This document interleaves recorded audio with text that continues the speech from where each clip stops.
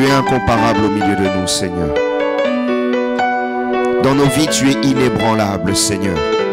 Rien ne peut te détruire. Rien ne peut te faire reculer. Seigneur, tu es tellement excellent. Tu es parfait en tout, Seigneur Dieu de gloire. Seigneur, nous ne pouvons rien te reprocher parce que tu fais toutes choses parfaitement. Tu es Dieu puissant. Tu es tellement puissant que tu nous sauves même au moment où nous ne nous y attendons pas. Ce qui devait nous détruire ne nous détruit pas parce que tu es tellement puissant. Tu es pour nous un bouclier, tu es pour nous un gardien. Comment ne pas t'élever, notre Dieu? Comment ne pas te glorifier? Comment ne pas prendre plaisir à être dans ta présence? Que ton nom soit élevé, nous t'acclamons, tu es notre Dieu. Nous t'acclamons, tu es notre Dieu. Nous t'acclamons, nous t'acclamons, nous t'acclamons. Nous t'acclamons, nous t'acclamons, nous t'acclamons. Nous t'acclamons, tu mérites nos acclamations. Tu mérites nos acclamations. Gloire à Jésus. Amen. Amen. Merci, chorale. Que Dieu vous bénisse. Vous pouvez prendre place. Vous pouvez saluer une ou deux personnes autour de vous. Adresser une parole d'encouragement. Merci, frère Patrick. Sois encouragé, sois béni. Vous pouvez saluer les gens qui sont autour de vous. Leur dire une bonne parole. Ça fait toujours du bien. Amen. Gloire à Dieu, nous sommes bénis d'être ensemble. C'est une joie encore d'être ensemble aujourd'hui. Et je bénis le Seigneur pour vos vies. Amen. J'avais pas pu le faire à Alfortville tout à l'heure, mais je voudrais encore dire combien je suis heureux pour la vie de la sœur Owen. Amen. Amen. Amen. Sœur Owen, que Dieu te bénisse. Et tu es précieuse aux yeux du Seigneur. Vous savez, elle avait montré des photos sur Facebook, elle a fait un accident. Quelqu'un est venu la percuter alors qu'elle était à l'arrêt. Et la personne a percuté la plage arrière. Mais elle n'a pas pu percuter la plage avant. Parce que Dieu ne voulait pas que là où elle soit touchée. Et elle est sortie indemne de l'accident. Il y a eu un blessé, si je ne me trompe pas. Mais notre sœur est sortie indemne. Vous savez, quand Dieu a un plan pour vous, quoi qu'il arrive, Dieu vous épargne. Amen. Dieu vous maintient debout. Et Owen, je puis dire que Dieu a un plan avec toi. Et là, Dieu te l'a fait comprendre encore clairement. On en parle souvent. Et je te dis souvent, Dieu a des projets. Tu as un avenir, tu as un avenir, tu as un avenir. Mais là, Dieu t'a montré les choses claires. Plus rien, c'est évident. Amen. Et Dieu a un avenir pour un chacun de nous qui sommes ici. Nous voulons partager la parole de Dieu. Nous allons faire 3 lectures avant de rentrer dans le thème du jour. Et le message que nous allons partager aujourd'hui est la suite de ce que nous avons entendu à Alfortville ce matin. Pour nos bien-aimés de Val d'Europe qui n'êtes pas là à Alfortville, vous pourrez vous procurer le message qui a été prêché à Alfortville, qui sera sur YouTube bientôt. Et vous aurez vu la fin, mais pas le début. Vous pourrez regarder le début lorsqu'il sera mis en ligne. Amen. Et pour ceux qui étaient là à Alfortville, c'est la continuité du message de ce matin. Nous allons lire Genèse 35, 1 à 5, Genèse 35, 9 à 15, et nous irons dans 2 Corinthiens 6, 14 à 18. Première lecture, Genèse 35, 1 à 5. Dieu dit à Jacob, lève-toi, monte à Béthel et demeure-y. Là, tu dresseras un autel au Dieu qui t'apparut lorsque tu fuyais Ésaü ton frère. Jacob dit à sa maison et à tous ceux qui étaient avec lui, ôtez les dieux étrangers qui sont au milieu de vous. Purifiez-vous et changez de vêtements. Nous lèverons et nous monterons à Béthel. Là, je dresserai un autel au Dieu qui m'a exaucé dans le jour de ma détresse et qui a été avec moi pendant le voyage que j'ai fait. Ils donnèrent à Jacob tous les dieux étrangers qui étaient entre leurs mains et les anneaux qui étaient à leurs oreilles. Jacob les enfouit sous le térébinthe qui était près de Sichem. Ensuite ils partirent. la terreur de Dieu se répandit sur les villes qui les entourèrent, et l'on ne poursuivit point les fils de Jacob. Genèse 35, 9 à 15. Dieu apparut encore à Jacob après son retour de Padan Aram, et il le bénit. Dieu lui dit, ton nom est Jacob, tu ne seras plus appelé Jacob, mais ton nom sera Israël. Et il lui donna le nom d'Israël. Dieu lui dit, je suis le Dieu Tout-Puissant, sois fécond et multiplie. Une nation et une multitude de nations naîtront de toi. Et Dieu et des rois sortiront de tes reins. Je te donnerai le pays que j'ai donné à Abraham et à Isaac. Et je donnerai à ce pays, à ta postérité après toi. Dieu s'éleva au-dessus de lui dans le lieu où il lui avait parlé. Et Jacob dressa un monument dans le lieu où Dieu lui avait parlé, un monument de pierre sur lequel il fit une libation et versa de l'huile. Jacob donna le nom de Béthel au lieu où Dieu lui avait parlé. 2 Corinthiens 6, 14 à 18. Ne vous mettez pas avec les infidèles sous un joug étranger. Car quel rapport y a-t-il entre la justice et l'iniquité? Ou qu'y a-t-il de commun entre la lumière et les ténèbres? Quel accord y a-t-il entre Christ et Bélial? Ou quelle part a le fidèle avec l'infidèle? Quel rapport y a-t-il entre le temple de Dieu et les idoles? Car nous sommes le temple de Dieu vivant. Comme Dieu l'a dit, j'habiterai, je marcherai au milieu d'eux, je serai leur Dieu et ils seront mon peuple. C'est pourquoi sortez du milieu d'eux et séparez-vous, dit le Seigneur. Ne touchez pas à ce qui est impur, je vous accueillerai.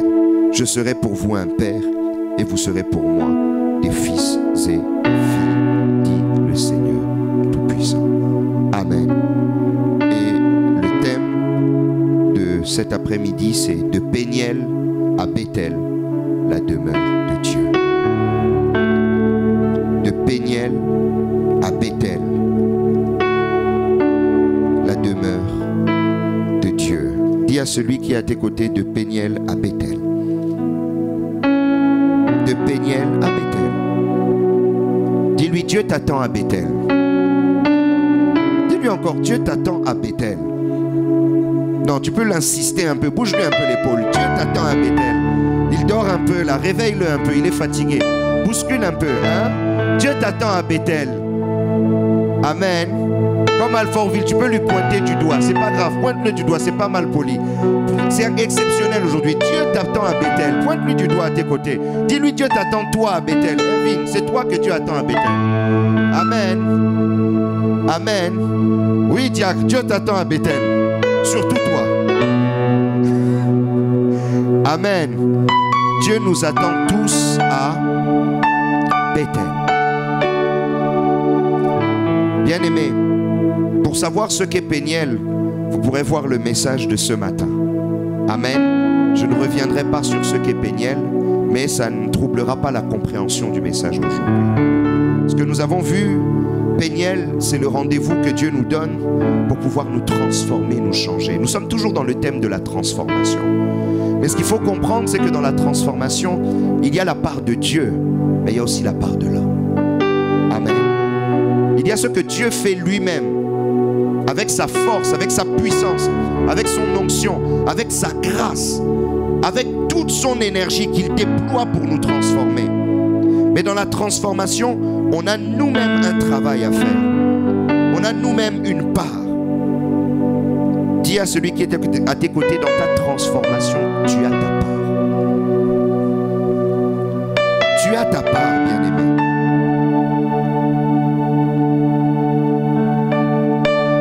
Bien-aimé, tu as ta part. Bien-aimé, tu ne peux pas tout mettre sur les épaules de Dieu. Certes, Dieu est suffisamment grand et suffisamment puissant pour tout porter. Voilà pourquoi il dit, venez à moi vous tous qui êtes chargés et fatigués, et je vous donnerai du repos. Il sait porter nos fardeaux. Mais Dieu attend aussi qu'il y ait un travail que nous-mêmes nous puissions faire pour changer nos vies. Il y a des attentes et des décisions que Dieu ne peut pas prendre à notre place. que nous devons assumer et que nous devons gérer seuls. Nous sommes toujours dans l'histoire de Jacob. Et Jacob, au moment où nous sommes, c'est un homme transformé par Dieu. Et Dieu l'a déjà visité dans une contrée qu'on appelait Péniel. Mais là, Dieu lui parle et lui dit de revenir dans un endroit qu'on appelle Bethel. Bethel veut dire maison de Dieu. Et lorsque Jacob était sorti de la maison de son père pour fuir la colère d'Ésaü, son frère, et la vengeance d'Ésaü, son frère, et lorsqu'il était en route pour aller chez son oncle Laban, il s'est endormi dans un endroit, sur un rocher. Et dans cet endroit, Dieu l'a visité et Dieu lui a parlé. Et lorsque Dieu lui a parlé, il s'est réveillé, il a dit, certainement ici c'est la maison de Dieu. Et il a appelé cet endroit Bethel. Amen. Et là, des années après, probablement une trentaine d'années plus tard, Dieu revient encore visiter Jacob et lui dit cette fois-ci, retourne à Bethel. Retourne dans ma maison. J'ai encore des choses à te dire. Reviens encore dans ma maison. J'ai encore des choses à partager avec toi. Mais ce qui m'étonne dans ce passage, c'est que sans que Dieu ne lui dise rien, avant de se rendre à Bethel, Jacob prend une décision. Il donne des directives aux hommes de son peuple. Il les invite à ôter les dieux étrangers du milieu d'eux. Et il les invite à changer de vêtements. Amen. Nulle part Dieu lui a donné ce conseil. Mais Jacob a compris qu'il devait le faire. Jacob a compris que Dieu avait brisé et changé des choses en lui. Mais dans sa mode de vie, dans son style de vie, il y avait encore des choses que lui-même devait changer. Il y avait encore une révolution que lui-même devait opérer. Il y avait encore une lutte que lui-même devait affronter et des décisions que lui-même devait assumer. Amen. Et il dit aux membres de son peuple, sans que Dieu ne lui dise quoi que ce soit, ôtez les dieux étrangers, ôtez les idoles, changez vos vêtements. Et le peuple a obtempéré. Et ils ont jeté tous les idoles. Ils ont retiré même leurs boucles d'oreilles sacrées. Tous signes distinctifs de relation avec les idoles ont été détruits ce jour-là. Et ils ont même changé de vêtements. Mais quelle est la symbolique de ces deux décisions que Jacob a prises? Quelle est la symbolique pour nous aujourd'hui de ces deux actes que Jacob a posés? Et quelle est la symbolique de Bethel pour nous aujourd'hui? Ce sont les questions que nous voulons nous poser aujourd'hui. Abandonner les dieux étrangers et les idoles. Le premier point. Bien-aimés, lorsque vous vous êtes convertis, vous aviez un passé. Qui n'a pas de passé ici? Tout le monde a un passé. Amen. On a tous eu un style de vie qu'on a mené avant de rencontrer Christ. On a tous eu une façon de marcher avant de rencontrer Christ. On a tous eu des rites, des us, des coutumes auxquels nous avions obéi avant d'appartenir à Christ. Bien-aimés, lorsqu'on parle des idoles et des dieux étrangers, c'est tout rite, tout mode de vie, tout culte qui ne glorifie pas Dieu et qui n'est pas le culte de Dieu. Amen. Quand on parle de dieux étrangers et qu'on parle d'idoles, c'est toutes ces choses dans nos vies qui sont contraires à la révélation de Dieu, mais que nous avions embrassées et que nous avions aimées et pour lesquelles nous avons voué un culte et pour lesquelles nous avons eu de l'idolâtrie. La première des choses dont je voudrais vous parler, c'est les dieux étrangers dont nous héritons de nos parents, de notre culture. Bien-aimés, dans notre culture, chacun d'entre nous à notre niveau, nous avons eu des dieux étrangers. Amen. Moi qui viens d'Afrique, bien entendu que toute ma famille n'a pas toujours été chrétienne. Bien entendu que tous les rites qui se sont toujours faits dans ma famille n'ont pas toujours été des rites chrétiens. Bien entendu, j'ai adhéré à des choses qui tenaient lieu de la coutume, mais qui étaient des choses qui ne glorifiaient pas Dieu. J'ai personnellement hérité de ritus, de coutumes qui ne glorifiaient pas Dieu. Bien-aimés, nous qui sommes ici, il y a des coutumes et des modes de fonctionnement, des modes de vie, des modes de raisonnement, des actes que nous avons posés par rapport à nos familles, par rapport à notre culture, par rapport à nos coutumes, qui ne glorifiaient pas Dieu et qui étaient de l'idolâtrie. Amen. Il y a des rites et des coutumes qui poussent à faire certains sacrifices, certaines offrandes pour des divinités, certains dons pour des divinités païennes, occultes, auxquelles nous avions adhéré autrefois, auxquelles nous avions participé autrefois. Mais bien aimés, lorsque nous venons en Christ, est-ce que ces choses-là doivent toujours être pratiquées? Bien aimés, je vous dirais non. Amen. Le Seigneur vient me pousser à vous dire aujourd'hui qu'il y a des pratiques qui sont des pratiques occultes et qui sont des mauvaises pratiques dans vos familles que vous devez abandonner pour être réellement transformés. Bien-aimés, il n'y a pas de place pour le culte que vous vouez à votre Dieu et pour le culte que vous vouez à des idoles. On ne peut pas tout mélanger. Amen. Mais les idoles, ce ne sont pas que les divinités païennes ou étrangères. Les idoles tiennent aussi de nos modes de vie. Bien-aimés, lorsque vous n'étiez pas en Christ,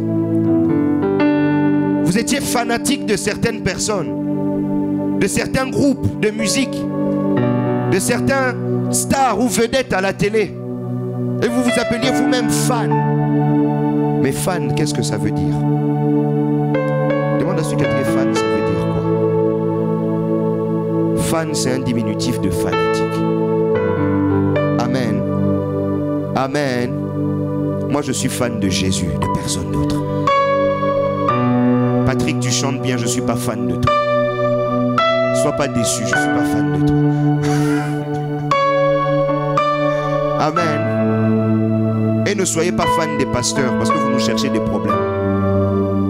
Si quelqu'un est fan même de Bishop Bruno, même de pasteur Didier ou moi, bien aimé, je vous dis que c'est votre problème. La malédiction est sur vous, pas sur nous.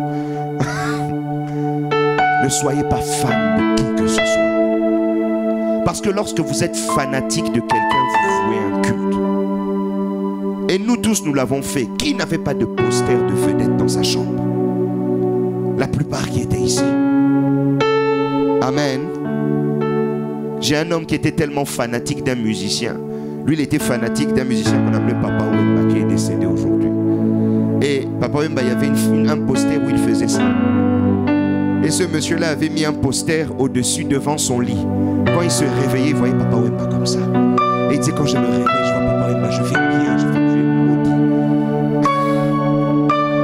Amen. Et vous pensez que quelqu'un comme ça qui vit en Christ, il doit garder ça? Mais il doit se repentir, il doit jeter tout ça.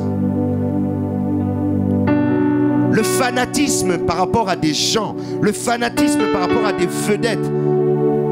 Bien aimé, il y a des fans de Kim Kardashian ici. Ah, vous rigolez, moi. On vous connaît. Bien aimé, ne soyez pas fan de qui que ce soit. Et quand vous venez en Christ, ce sont des choses que vous devez abandonner. Certains sont même fans de sportifs ici. Bien aimé, je suis fan de Lionel Messi. Il va t'apporter quoi? Amen. Rendez-vous dans 20 ans. Il arrêta de jouer au football. Il aura un ventre comme ça. Bien aimé. Qu'est-ce qu'il va vous apporter? C'est pas votre Messi, même s'il s'appelle Messi. Bien aimé, abandonnez ces dieux étrangers. J'ai vu quelqu'un qui, pendant le deuil de Johnny, a écrit Johnny est notre Dieu. Et il me le regarde comme ça. Je dis, s'il savait. Je dis, quelquefois, il faudrait que Dieu même descende, il met une gifle à quelqu'un comme ça, il comprend bien. Dommage que Dieu ne fasse pas ça. Hein? Amen. Si Dieu était un homme, il l'aurait fait depuis longtemps. Des choses comme ça, c'est abominable. Mais pour lui, Johnny est son Dieu. Mais quelqu'un qui vient en Christ avec des charges comme ça, il faut les abandonner.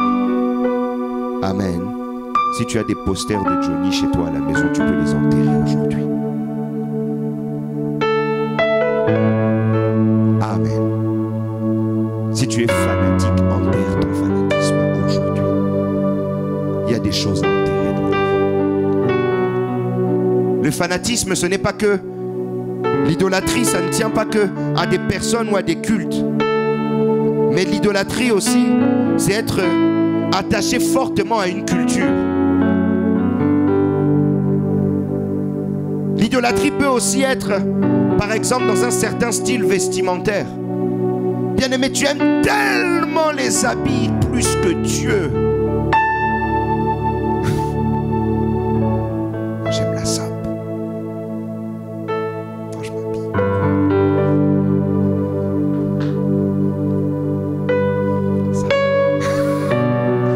Amen.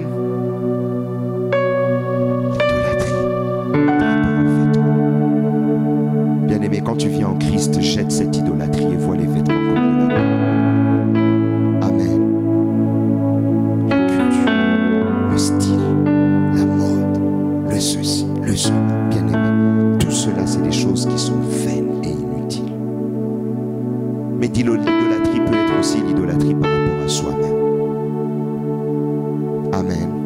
Il y a des gens qui s'aiment plus qu'ils n'aiment Dieu.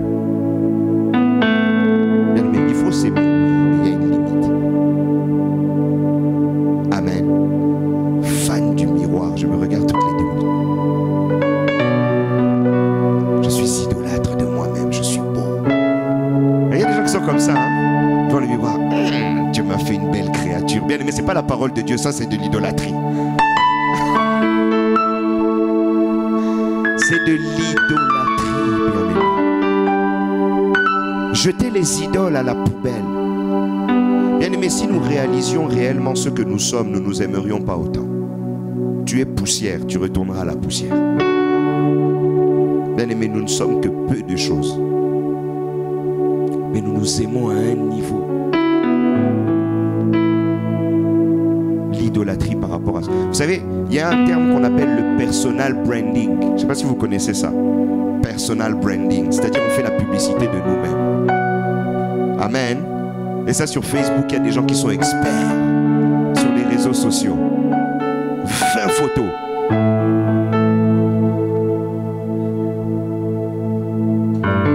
Moi quand je prends mon petit déjeuner. Moi quand je mange du pain. Moi quand je bois du jus. Moi. J'avais un prof de management qui me disait il y a 3 choses qui intéressent un individu. Vous savez c'est quoi? Non? Moi et moi. L'idolâtrie. Les gens parlent de moi et encore moi. C'est dramatique. Mais quand vous venez en Christ, ces choses-là doivent tomber. Il faut jeter ces choses-là à la poubelle. Et Jacob l'a compris. Il a compris que ces choses-là ne peuvent pas cohabiter avec Dieu. Bien-aimé, l'amour que tu dois avoir avec Dieu ne peut pas cohabiter avec l'amour que tu as pour toi-même ou que tu as pour des idoles. La Bible dit on ne peut pas servir 2 maîtres à la fois. Il y en a un qu'on aimera plus que l'autre. Amen. Si tu associes Dieu avec des idoles, tu verras qu'à un moment dans ta foi, tu vas avoir une limite. Parce que tu aimes en même temps Dieu, mais en même temps, il y a quelque chose en toi qui aime Game of Thrones. Amen. Et bien aimé, tu verras qu'il y aura une limite au bout d'un moment. Il y aura une limite au bout d'un moment. Beaucoup de gens ne comprennent pas comment ils sont coincés dans leur vie de foi. Tu vois que Dieu a commencé à te transformer. Tu vois que tu t'es converti. Tu es venu en Christ. La foi commence à avancer correctement. Mais à un moment donné, tu ne comprends pas. Ta foi n'avance pas. Parce qu'il y a des choses que tu n'as pas abandonnées qui t'alourdissent.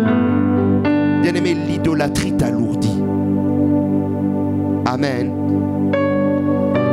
Reparlons un peu des rites familiaux. Toi, tu sacrifies des poulets en famille. Amen. Le même dimanche, on se rejoint ici à 15 h. À 11 h, tu étais en train d'égorger des poulets. Comment tu veux avancer dans ta foi? Amen. Mais on est d'accord. Mais c'est une réalité. Il y a des rites où on égorge des poulets, on prend le sang, on boit en famille, etc. Tout ça. Et oui, c'est des cultures. Et toi, tu fais ça. Et après, tu veux que le Saint-Esprit te touche au culte. Mais c'est pas possible. Mais tu ne vas pas avancer dans ta foi. Quel rapport il y a-t-il entre les ténèbres et là? Tu mélanges ce qu'on ne mélange pas. Il y a des choses qu'on ne mélange pas. Et Jacob l'a compris. Quand Dieu lui a dit, je vais à Bethel, je vais à la rencontre de Dieu, il y a des choses dans moi, dans ma famille, dans ma maison, qui ne peuvent pas se mélanger avec cette rencontre. Ça va faire des étincelles. Je ne mélange pas ça. Amen.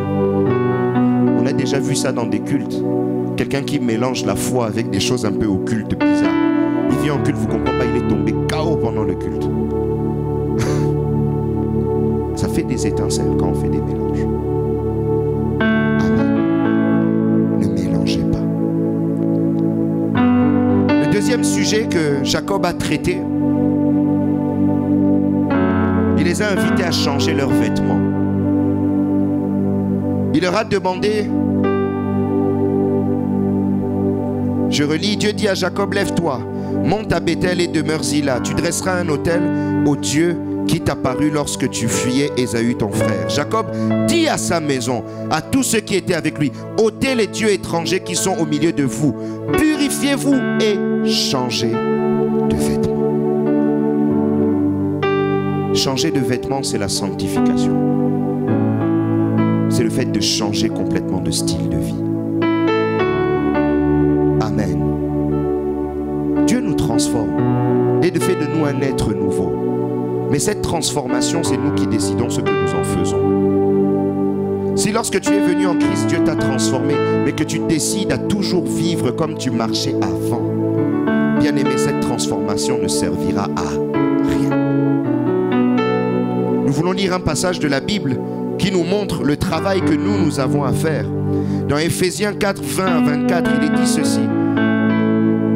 Mais vous, ce n'est pas ainsi que vous avez appris Christ, si du moins vous l'avez entendu.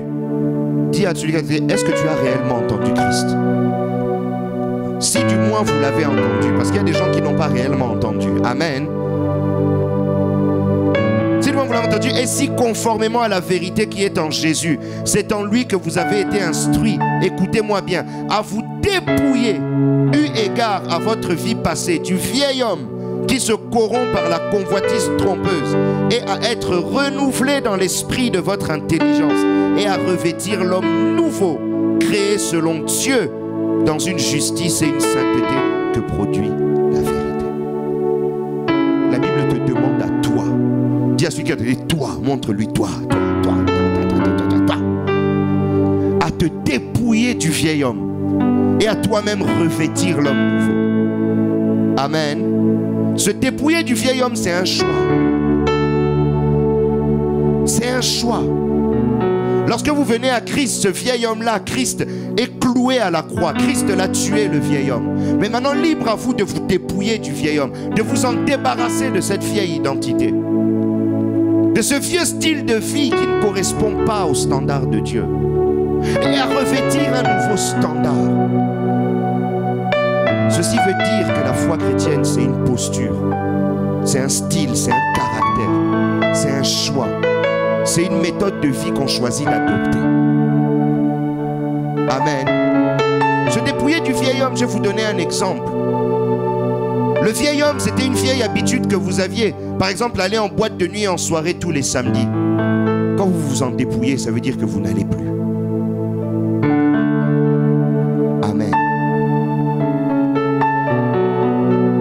Se dépouiller du vieil homme, c'est même dans des détails. Lorsque vous alliez à Carrefour et que vous achetiez des tomates, vous pesiez 2 tomates, mais après vous en avez rajouté 4.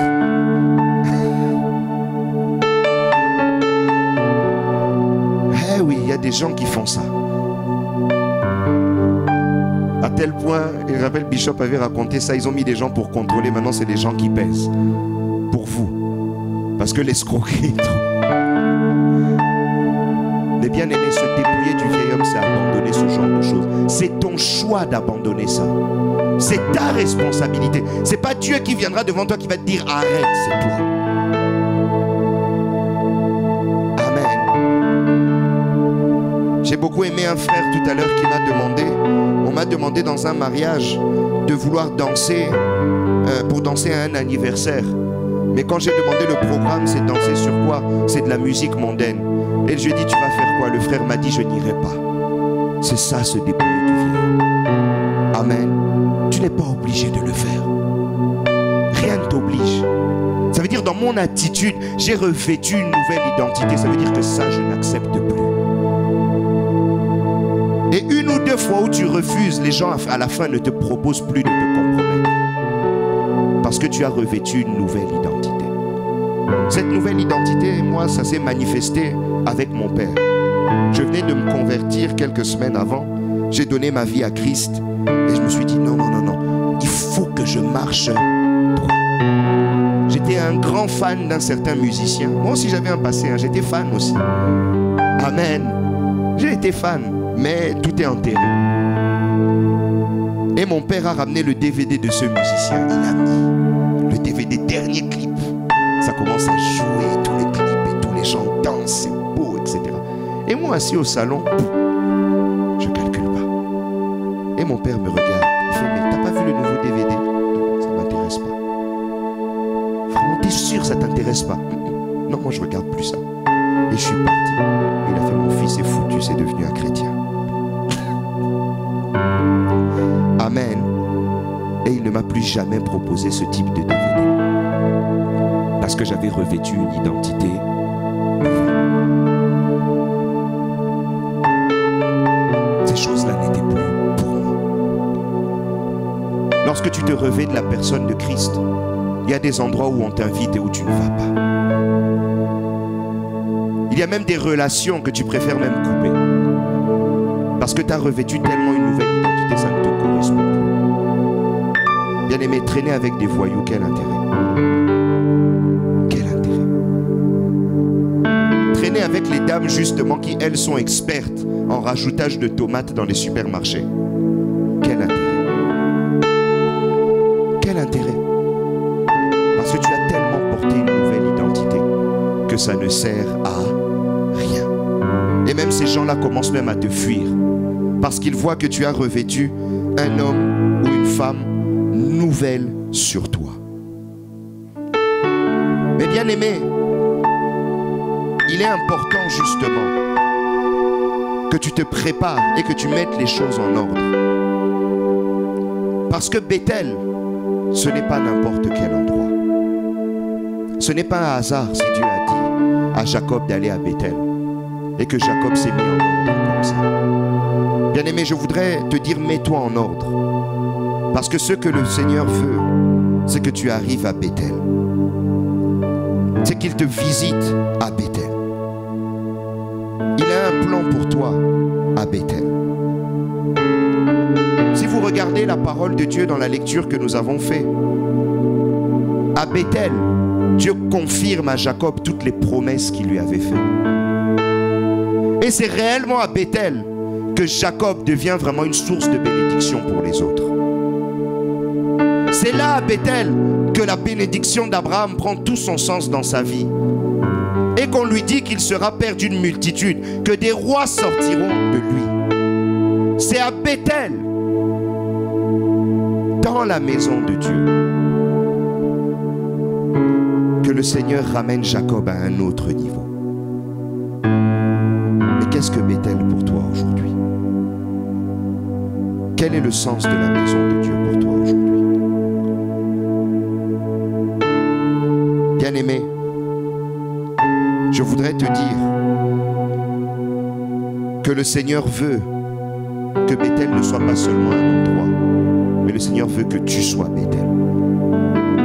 Que Bethel ce soit toi. Que Bethel ce soit ta vie. Dis avec moi, je suis Bethel. Je suis la maison de Dieu.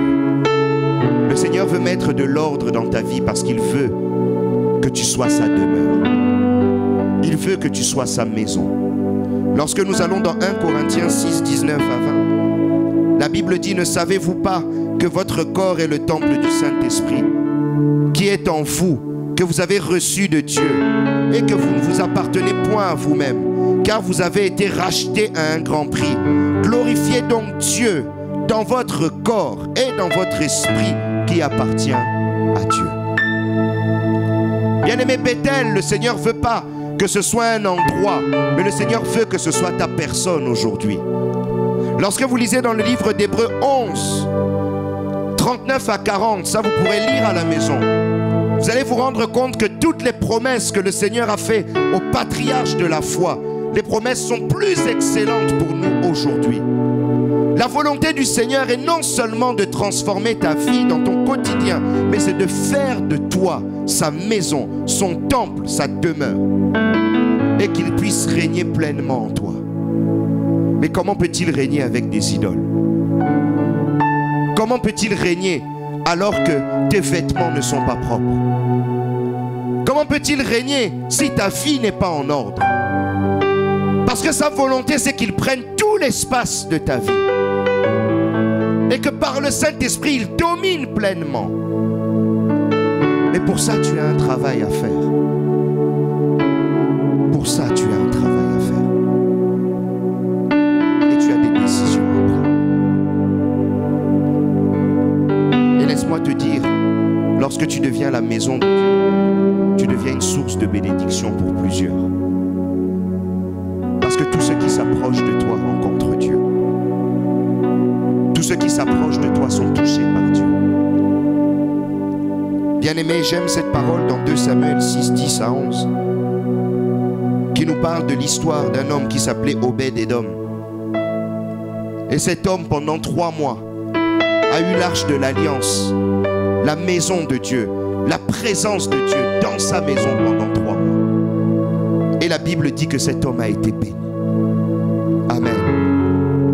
Bien-aimé, si tu laisses Dieu devenir ta demeure, partout où tu iras, tu deviendras une source de bénédiction. Dans ton travail, tu seras une source de bénédiction. Dans ta famille, tu seras une source de bénédiction. Si tu mets de l'ordre et que tu laisses le Seigneur prendre pleinement sa place, tu deviendras Bethel. Et les gens chercheront Dieu à tes côtés. Et les gens te chercheront pour trouver Dieu. Tu deviendras l'adresse de Dieu. Amen.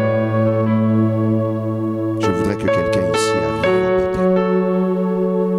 Je voudrais que quelqu'un ici mette sa vie en ordre pour atteindre Bethel. Est-ce que nous pouvons prier ensemble pour cela? Que Dieu vous bénisse.